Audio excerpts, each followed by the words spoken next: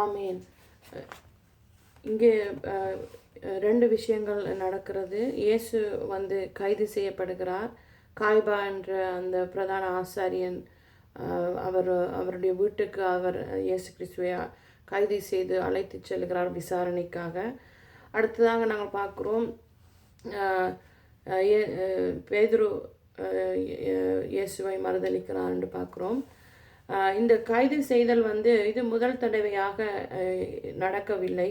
இதற்கு முன்பு ஆனாஸ் என்ற முந்தின பிரதான ஆசாரியரிடம் விசாரிக்கப்பட்டார் என்று யோவானில் எழுதப்பட்டிருக்கிறது. அநேக தரம் இயேசு விசாரிக்கப்படுகிறார். கைது செய்த உடனே அவர் 2 இடத்தில் விசாரணைக்கு விட்டிருக்கிறார்கள். பேதுரு அங்கு தொடர்ந்து இயேசுவை பின்பற்றுகிறார் என்று பார்க்கிறோம். அவர் தூரத்தில் இருந்து இயேசுவை பார்த்து பின்பற்றி கொண்டு இருக்கிறார். ஏனென்றால் அவர் சொன்ன அந்த வார்த்தை தான் இயேசுவை மறுதலிக்க மாட்டேன் என்ற அந்த உறுதியுடன் அவர் இயேசுவை தான் மறுதலிக்க மாட்டேன் என்று பின்பற்றுகிறதை நாங்கள் பார்க்கிறோம். அடுத்ததாக இந்த தடவை சங்கத்தார் யாவரும் இயேசுவை கொலை செய்ய வேண்டும்படியாக அவர்கள் ஒரு கூட்டமாக காய்பாவினுடைய வீட்டில் அவர்கள் கூடுகிறார்கள் என்று பார்க்கிறோம். காய்பாவினுடைய வீட்டில் நடுராத்திரியில் கூடுகிறதை பார்க்கிறோம். இது தீர்க்க தரிசனம் நிறைவேறுகிறதாக இருக்கிறது. பேதுருனுடைய அந்த 3 தரம் மறுதளிப்பது இயேசு கிறிஸ்து சொன்னது போலவே அவன் 3 தரம் மறுதளிக்கிறான் என்று பார்க்கிறோம். அதே போல இங்கு இயேசு சோதிக்கப்படுகிறார். சட்டவிரோதமாக விசாரணைக்கு உட்படுத்தப்படுகிறார். அதே போல பேதுருவும் அங்கு இயேசுவை மறுதளிக்கிறான். 3 தடவை விழுந்து போகிறான். தன்னையே அவன் அறியாமல் செய்த அந்த பாவத்தை குறித்து அவன் மனம் கசங்கிறான் என்று பார்க்கிறோம். இதில் என்னத்தை நாங்கள் விளங்கலாம் என்றால், என்ன விஷயம் இதில் கற்றுக்கொள்ள வேண்டியதென்றால், மனிதனுடைய சுபாவத்தை நாங்கள் பார்க்கக்கூடியதாக இருக்கிறது. நாங்கள் ஒரு வார்த்தையை சொல்லுவோம், ஆனால் அடுத்த நிமிஷமே அந்த வார்த்தைக்கு எதிராக நாங்கள் செயல்படுவோம். ஏனென்றால் அப்படியான சுபாவம் தான் மனிதனுடைய சுபாவம். சொன்னதை நாம் காப்பாற்ற முடியாது. ஆனால் அதே சமயம் பேதுருக்கு இருக்கிற தன்னம்பிக்கையை நாங்கள் பார்க்கலாம். அவன் எவ்வளவு வைராக்கியமாக தான் இயேசுவை மறுதளிக்க மாட்டேன் என்று சொல்லி இயேசுவை பின்பற்றினாலும் அவன் விழுந்து போகிறான் என்பதை நாங்கள் பார்க்கிறோம். அடுத்ததாக தேவனுடைய கிருபை பேதுருவை தொடர்ந்து அடுத்தடுத்த காரியங்களில் பேதுருவை இயேசு கிறிஸ்து வளர்க்கிறார் என்று நாங்கள் அறிகிறோம். இந்த நீதிமன்றத்தில் இயேசுவானவர் இருக்கிறார், இயேசு கிறிஸ்து இருக்கிறார். அவர் என்ன சுபாவத்தில் இருக்கிறார்? தாழ்மையாய் இருக்கிறாரா? அதிகாரத்தோடு உண்மையை பேசுகிறார் என்று பார்க்கிறோம். உண்மையாக இருக்கிறார். அதே போல இந்த பிரதான ஆசாரியாகிய காய்பா அவருக்கு அரசியல் நோக்கத்தோடு இந்த மரண தண்டனையை இயேசு கிறிஸ்துக்கு கொடுக்க வேண்டும் என்ற அந்த எண்ணத்தோடு தான் அவர் இருக்கிறார். அவர் இயேசுதான் மெசியா என்பதை அவர் அறிந்தாலும் அவர் அந்த அந்த தன்னுடைய வேலைக்கு எந்த ஒரு பிரச்சனைகளும் வரக்கூடாது என்று அவர் மரண தண்டனையைத்தான் தீர்க்க வேண்டும் என்று உறுதியாக இருக்கிறார். அதே போல சங்கத்தார் எல்லாரும், சங்கத்தில் இருக்கிற வேதபாரகர், மூப்பர்கள், குருக்கள், அப்படியாக 70 பேர்கள் அங்கிருந்தார்கள் என்று சொல்லப்படுகிறது. அவர்களுடைய சட்டங்களின் விதிமுறைகளை மீறி அவர்கள் இந்த நடுராத்திரியில் கூடி அவர்களுடைய சட்டங்களை அல்ல நடுராத்திரியில் கூடி வருவது. அப்படி இருந்தும் அவர்கள் அந்த சட்டங்களை மீறி இயேசுவை கொலை செய்ய வேண்டும் என்று இந்த காய்பாவுடைய வீட்டில் அவர்கள் கூடி வந்திருக்கிறார்கள். ஆனால் பேதுரு உள்ளுக்குள் வர முடியவில்லை. பேதுரு வெளியே தான் இருந்து அவன் இந்த தன்னுடைய அதாவது பார்த்து கொண்டிருக்கிறார். இயேசு கிறிஸ்துக்கு என்ன தீர்ப்பு நடக்கும் என்று அவன் பார்த்து கொண்டிருக்கிறான். ஆனால் அவனும் தான் தப்ப வேணும் என்ற ஒரு நோக்கத்துடன் அந்த பெண்மணி கேட்கும்போது அந்த 3 தடவையும் அவர் தன்னையே அறியாமல் அந்த மறுதளிக்க வேண்டியதாக அவருக்கு கிடைக்கிறது. பேதுருவும் இயேசுவும் பிரிகிறார்கள் என்று பார்க்கிறோம். அப்படி இருந்தும் பேதுரு வந்து இயேசுவை பின்பற்றுகிறவனாக இருக்கிறான். நாங்கள் முதல் பார்த்தது போல அந்த 12 ஒருவன் யூதாஸ், அவன் ஏற்கனவே இயேசுவை காட்டி கொடுத்து போய்விட்டான். அதே போல மற்றவர்களும் ஓடி போய்விட்டார்கள், காணாமல் போய்விட்டார்கள். ஆனால் பேதுருவோ இங்கு அவன் இயேசுவை பின்தொடர்கிறான் என்று நாங்கள் பார்க்கிறோம். அதே போல் அடுத்ததாக இந்த சங்கத்தார் வந்து யாராவது போய் சாட்சி சொல்லுவார்கள் என்று அவர்கள் தேடினார்கள். தாங்கள் அந்த பொய் சாட்சி நிமித்தமாக அது நிமித்தமாக இயேசுவை மரண தண்டனைக்கு உட்படுத்தும்படியாக அந்த பொய் சாட்சியை எதிர்பார்த்தார்கள். அதே போல் அநேகர் அகப்படவில்லை. ஆனாலும் சிலர் வந்து இவர் வந்து இயேசு கிறிஸ்து தான் இந்த தேவனுடைய ஆலயத்தை இடித்து போடவும் 3 நாளைக்கு முன்னே அதை கட்டவும் என்னால் ஆகும் என்று சொன்னார்கள். அப்படியாக இந்த ஒரு சாட்சியை வைத்தான் இயேசுவை அவர்கள் மரணத்துக்கு அவர்கள் உட்படுத்துகிறார்கள். இங்கே இயேசு எப்படியாக இருக்கிறார் என்றால், என்ன நடந்தாலும் அவர் அமைதியாக இருக்கிறார் என்ற அந்த தீர்க்க தரிசனம் நிறைவேறுகிறதை மத்தேயு எங்களுக்கு சொல்லுகிறார். ஏசாயா 53:7 அவர் நெருக்கப்பட்டும் ஒடுக்கப்பட்டும் இருந்தார், ஆனாலும் தம்முடைய வாயை அவர் திறக்கவில்லை. அடிக்கப்படும்படி கொண்டு போகப்படுகிற ஒரு ஆட்டுக்குட்டியை போலவும் தன்னை மயிர் கத்தரிக்கத்தக்கவனுக்கு முன்பாக சத்தமிடாதிருக்கிற ஆட்டை போலவும் அவர் தம்முடைய வாயை திறவாதிருந்தார் என்று பார்க்கிறோம். அவர் ஒன்றும் பேசவில்லை. அவருடைய அந்த தாழ்மையை அவர் முழுமையாக தன்னை ஒப்பு கொடுத்து என்ன நடக்கும் என்று அவருக்கு ஏற்கனவே தெரியும். அவர் அதுக்காக அந்த இடத்தில் அவர் அமைதியாக இருக்கிறார். அப்படி இருந்தும் காய்பா ஆணையிட்டு சொல்லும், நீர்தானா, நீர் இப்படி சொன்னீரா என்று, அந்த ஆலயத்தை நீர் அடித்து போடுவீர் என்று சொன்னீரா என்று ஆணையிட்டு சொல்லும் என்றதுக்காக அதற்கு இயேசு சொன்னார், நீ சொன்னபடிதான் என்று அவர் சொல்லுகிறார். நீ சொன்னபடிதான் என்று அவர் சொல்லும்போது அங்கு இயேசு கிறிஸ்து தன்னை தான் மெஸ்ஸியா என்று அறிக்கை செய்கிறார். அவர் சொல்லாமல் தான் மெஸ்ஸியா என்று அங்கு சொல்லப்படுகிறதை நாங்கள் பார்க்கிறோம். இயேசு ஆம் என்று சொல்லாமல் நீ சொன்னபடிதான் சரி என்று அவனுடைய வார்த்தைகளை அவர் உறுதிப்படுத்தி நான் தான் மெஸ்ஸியா என்று அவர் சொல்லுகிறார். இயேசு அவர்களை எதிர்க்கவில்லை. அவர்களுக்கு அடுத்ததாக அவர் எச்சரிக்கிறார். அன்றியும் மனுஷகுமாரன் சர்வ வல்லவருடைய வலது பார்சத்தில் வீற்றிருப்பதையும் வானத்தின் மேகங்கள் மேல் வருவதையும் இது முதல் காண்பீர்கள் என்று உங்களுக்கு சொல்லுகிறேன். அப்படி என்றால் இயேசு கிறிஸ்து தான் நியாயாதிபதி, இவர்களுக்கு நியாய தீர்ப்பு உண்டு என்பதை இயேசு கிறிஸ்து இங்கு அந்த தீர்க்க தரிசனம் மூலமாக அறிக்கைப்படுகிறது.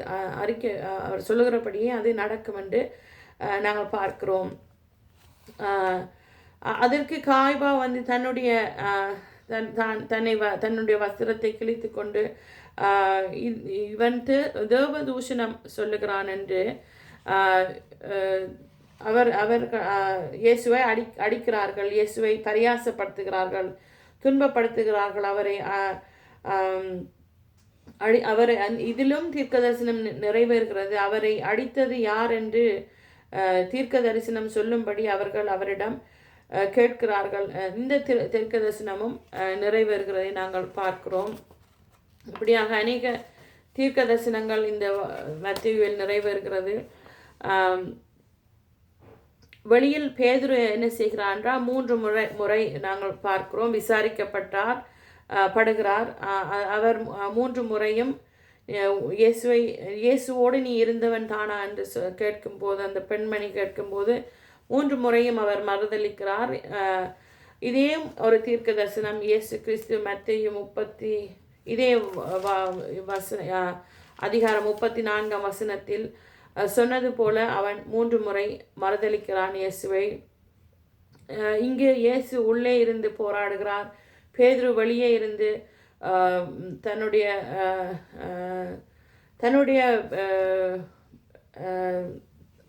அதாவது தன்னுடைய சரீரத்தைக்காகவும் இயேசுடைய சரீரத்துக்காகவும் அவன் போராடுகிறான். ஒரே இடத்தில் அவை என்ன செய்கிறான்டா ஒரே அழுத்தத்துக்குள் உட்படுத்தப்படுகிறோம். ஆனால் இங்கு பார்க்கிறோம் என்னென்றால் வித்தியாசமான பதில்களை நாங்கள் பார்க்கிறோம். இயேசு தன்னை அடையாளப்படுத்துகிறார். நான் தான் மெசியா என்று உண்மையாக அவர் தனக்காக நிற்கிறார் என்று அவருடைய சுயநலத்தினால் நிற்கவில்லை. தனக்காக நிற்கும்போது இந்த சகல மனுக்குணத்துக்காகவும் அவர் நிற்கிறார் என்பதை நாங்கள் பார்க்கிறோம். உண்மையை அவர் பேசினார், அதனால் அவர் மரணத்துக்கு ஒப்பு கொடுக்கப்பட்டார். அதுக்காகத்தான் அவர் வந்தார். அவர் உண்மையாய் இருந்தவர் எங்களுக்காக பொய் சாட்சி சொல்லாமல் பொய் சாட்சியை ஏற்றுக்கொண்டு அவர் அந்த மரணத்துக்கு போனார் என்று நாங்கள் பார்க்கிறோம். பேதுரு இங்கே என்னவென்றால் அவர் 3 முறை அந்த இயேசுவோடு இருந்தவனா நீ என்று கேட்கும்போது அவன் பொய் சொல்லுகிறான், அவன் மறுதளிக்கிறான், அவன் எனக்கு அவரை தெரியாது என்று சத்தியம் பண்ணுகிறான். அப்பொழுது சபிக்கவும் தொடங்கினான். இப்படியாக அநேக தப்புக்களை அநேக பிழைகளை பேதுரு செய்கிறதை பார்க்கிறோம். அவன் தடுமாறுகிறதை நாங்கள் பார்க்கிறோம். அவனுடைய பலவீனங்கள், அதாவது அவனுடைய ஜெப குறைவை நாங்கள் பார்க்கிறோம். இயேசுவோடு இருந்தான். தேவன் மெசியா என்பதை அறிந்து, இயேசு கிறிஸ்து மெசியா என்பதை அறிந்து அவரோடு இருந்தும் அவன் அந்த மாம்சத்தில் செயல்படுகிறதை நாங்கள் பார்க்கிறோம். அவன் தன்னைத்தானே அறியாமல் தன்னில் நம்பிக்கை வைத்து ஓவர் கான்ஃபிடென்ட் ஆகி இயேசுவை நான் மறுதளிக்க மாட்டேன், அவருக்காக நான் மரிப்பேன் என்று சொல்லியும் அவர் இந்த இடத்தில் விழுந்து போகிறதை பார்க்கிறோம். ஆனால் பேதுரு தண்டிக்கப்பட வேண்டியவர் அல்ல என்று நாங்கள் பார்க்கிறோம். ஏனென்றால் அவன் ஒருவன்தான் இயேசு கிறிஸ்துவை கடைசி வரைக்கும் பின்பற்றுகிறான் என்று நாங்கள் பார்க்கிறோம். முழுமையான அர்ப்பணிப்பு, ஒரு சேஷனுக்கு உரிய அந்த முழுமையான அர்ப்பணிப்பை நாங்கள் பேதுருவிடம் பார்க்கலாம். அவனுடைய தோல்வி தன்னம்பிக்கையினால் வந்ததாக இருக்கிறது. அவன் தன்மேல் அதிக நம்பிக்கை வைத்ததினால் அநேக இடங்களில் தன்மேல் அதிக நம்பிக்கை வைத்து அவன் தோற்று போனதை நாங்கள் பார்க்கிறோம். அதுபோல இந்த தடவையும் அந்த தன்னம்பிக்கையினால் அவன் தோற்று போனான். ஆனால் அவன் இயேசுவை சார்ந்திருந்தால், இயேசுவோடு இணைந்து அவன் செயல்பட்டிருந்தான், அவன் வித்தியாசமான நிலைக்குள் போயிருக்கலாம் என்று நாங்கள் அறிவோம். மெசியா என்பதை அவர் சொல்லாமல் நிரூபித்தார். இயேசு கிறிஸ்து அவருடைய தாழ்மை, அவருடைய துன்பப்படும் வேளைகளிலும் அந்த தாழ்மையை நாங்கள் பார்க்கிறோம். அதே போல் அவர் நியாயாதிபதி என்றும் இங்கு அவர் சொல்லி தன்னை நிரூபிக்கிறார். நாம் அடுத்ததாக நாங்கள் பார்க்கிறோம், பேதுரு மனம் கசந்து துக்கித்து அழுதான். மனம் திரும்புகிறதை நாங்கள் பார்க்கிறோம். அவன் எண்ணத்தை உடனடியாக அவன் மனம் திரும்புவதை பார்க்கிறோம். சொன்னான், மறுதளித்தான், 3 தடவை மறுதளித்தான். ஆனால் அந்த சேவல் கூவும் போது அந்த இயேசு கிறிஸ்து சொன்ன அந்த தீர்க்க தரிசனத்தை, அந்த சொன்ன வார்த்தையை அவன் ஞாபகப்படுத்தி அவன் உடனடியாகவே சீர் பொருந்துகிறான் என்று பார்க்கிறோம். அதற்கான மனம் திரும்புதலை அவன் பெற்றுக்கொள்கிறான். பேதுருவுக்கு இயேசு அநேக கிருபைகளை கொடுக்கிறார். அவரை அழைத்தார். அவர் சுவிசேஷ பணிக்காக அவரைத்தான் முதலாவதாக இயேசு கிறிஸ்து அழைத்தார் என்று பார்க்கிறோம். 3 தடவை இயேசு கிறிஸ்து, அதாவது பேதுரு 3 தடவை எப்படி இயேசுவை மறுதளித்தானோ அதே ஒரு டயலாக்கை, நீ என்னை நேசிக்கிறாய் என்று 3 தடவை இயேசு கிறிஸ்து பேதுருவை கேட்டு அவரை ஊழியத்துக்காக அழைத்தார்.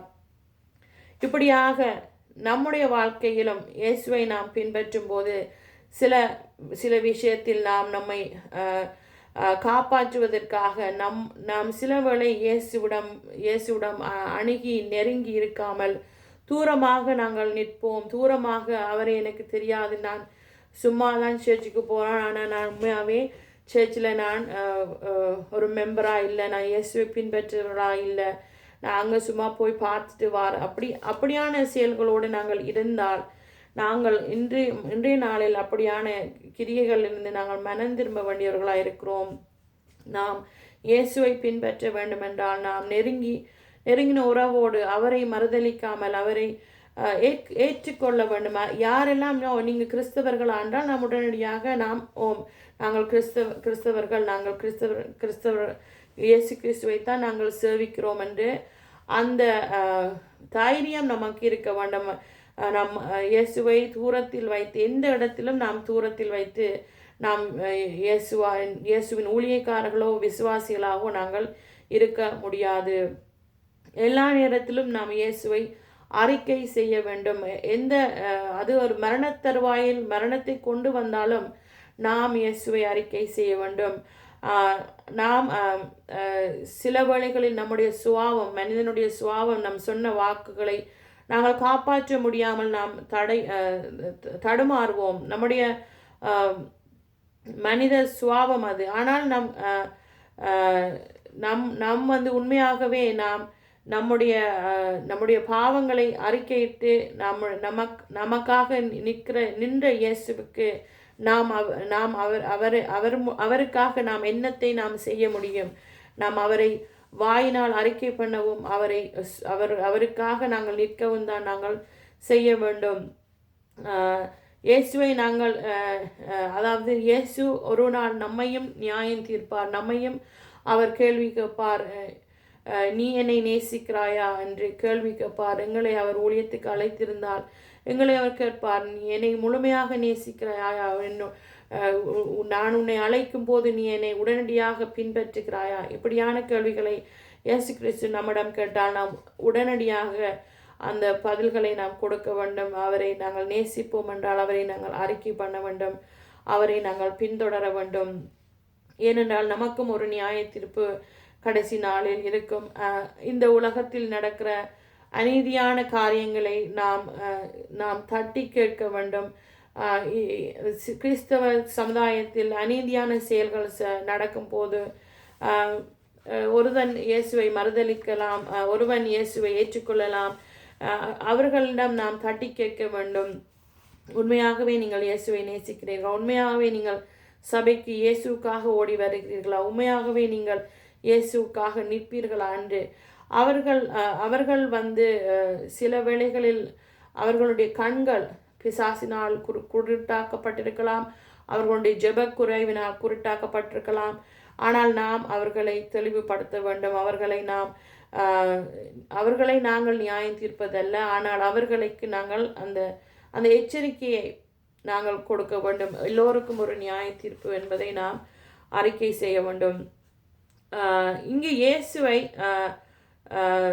பார்த்தால் அவர் ஒன்றையும் அவர் பேசாமல் இருந்தார். ஆனால் கடைசியில் அவர் அந்த காய்பா கேட்ட பொழுது அவர் நீர் சொன்னபடிதான் என்று சொன்னார். இங்கே நாங்கள் 2 தீமோத்தேயு 2:13 பார்த்தால் அவர் சொல்லியிருக்கிறார், தன்னை தானே மறுதலிக்க மாட்டார் என்று. அதாவது நாம் உண்மை இல்லாதவர்களாயிருந்தாலும் அவர் உண்மையுள்ளவராயிருக்கிறார். அவர் தம்மை தாம் மறுதலிக்க மாட்டார். அவர் உண்மையை பேசி நமக்காய் அவர் அடிக்கப்பட்டார். உண்மையாக அவர் இருந்தார். முழுமையான உண்மை துவம் இயேசு கிறிஸ்துவனுடைய ஊழியத்தில் நாங்கள் பார்க்கலாம். அதுதான் தேவன், உண்மையான தேவன், பரிசுத்தமான தேவன், பொய் உரையாத தேவன் என்பதை இந்த விஷயத்தில் நாங்கள் பார்க்கலாம்.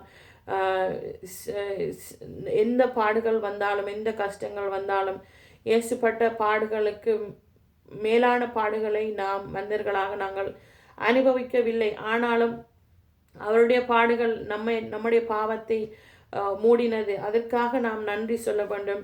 உடனடியான மனம் திரும்புதலை நாங்கள் உடையவர்களாக வாழ வேண்டும்.